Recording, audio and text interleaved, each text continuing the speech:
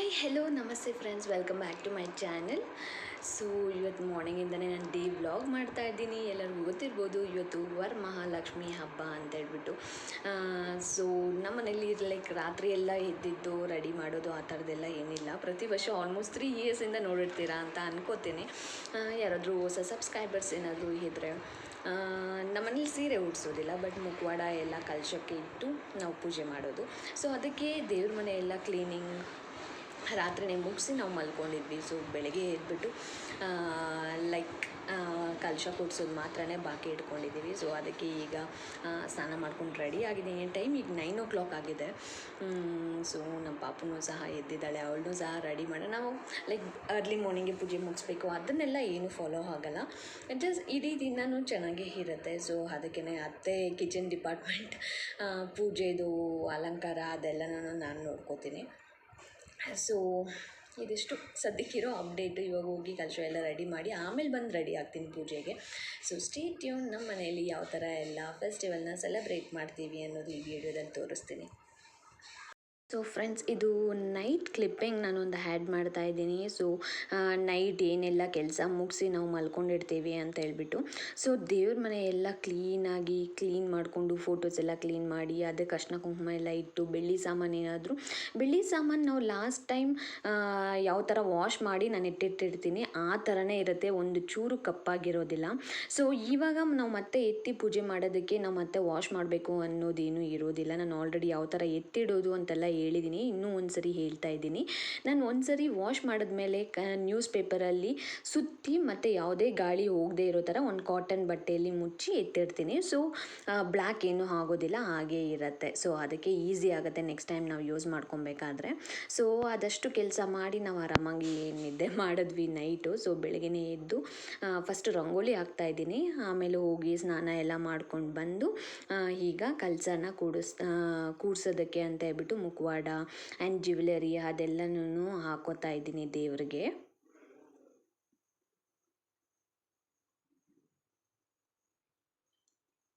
So ಇದಿಷ್ಟು ready ಮಾಡಿ just ಬಂದು ದೀಪ ಹಚ್ಚಿ ಪೂಜೆ ಮಾಡಬೇಕು. ಸೊ ಅಷ್ಟಕ್ಕೆ ಮಾತ್ರ ರೆಡಿ ಮಾಡಿ ಇವಾಗ ನಾನು ಹೋಗಿ ರೆಡಿಯಾಗಿ ಬಂದಿದ್ದೀನಿ.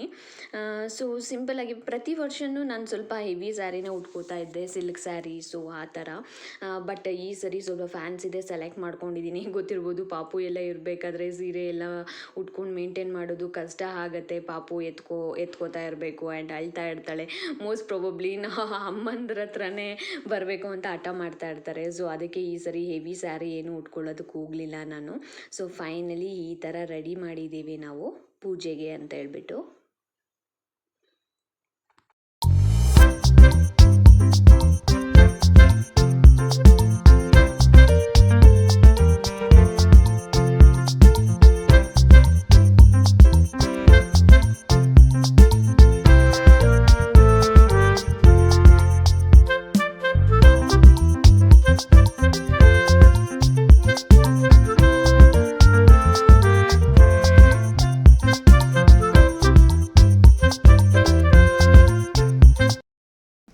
ಬಿಡು.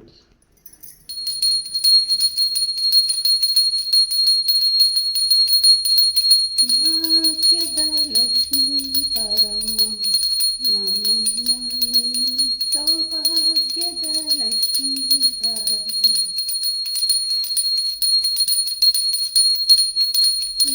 ಕಾಂಗಳ ದನಿಯ ತೋರುತ್ತ ಹೆಜ್ಜೆಯ ಮೇಲ ನೆಜ್ಜೆಯ ನಿಕೃತ ಹೆಜ್ಜೆ ಕಾಂಗಳ ಪೂಜೆಯ ವೇಳೆಗೆ ಮನಸ್ಸಿಗೆ ಒಳಗಿನ ಬೆಣ್ಣೆ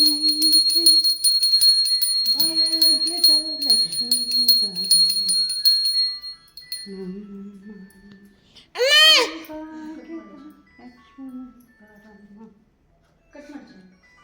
ಪರಮ ದೃಷ್ಟಿಯ ಕಲೆಯುತ ಬಾರಿ.